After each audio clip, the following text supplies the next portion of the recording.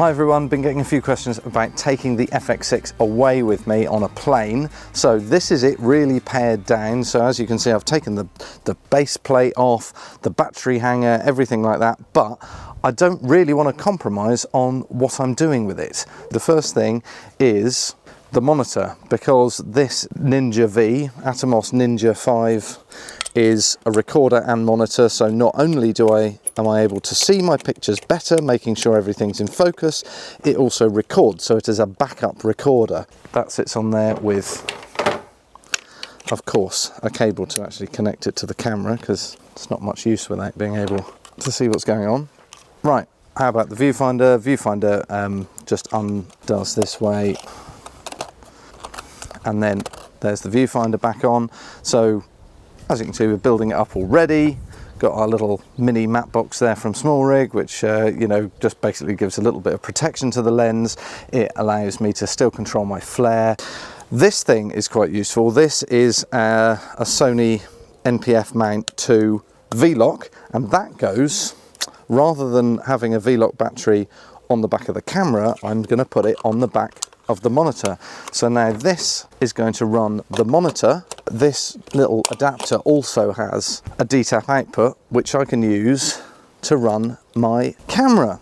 As with my big setup, it has got the Sony BPU battery in there, but it's just a backup. So everything is running off the big V-Lock battery. I say big, this is a 99 watt hour one. It's one of the small size ones, so it's still really nice and compact for travel. Don't get asked about it in airports, which is nice. So now, apart from being rather back heavy, we're back to where we were with the big setup, only we've lost half the mass. I tend to travel with the camera in my hand because then that's your under seat luggage in a plane, which means you've got your entire overhead cabin bag space for your box of batteries, lenses, monitors, computer, whatever else you fit in your you know, cabin bag.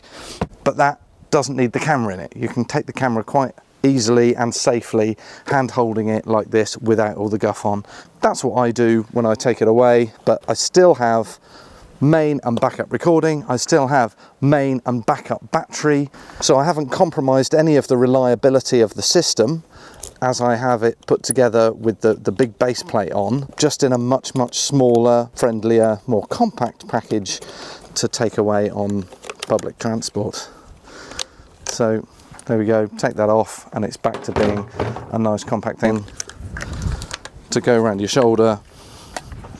Really small, really compact and tight, but that really is no weight and no problem to wander around with on and off a plane, or indeed anywhere else for all day. There we are, sorry I went on a bit, but that's my most compact setup, travel setup for the Sony FX6, but retaining all of the redundancy that I, as a professional, want to have from this camera setup. So there we go, thanks for watching, I'll be back next time.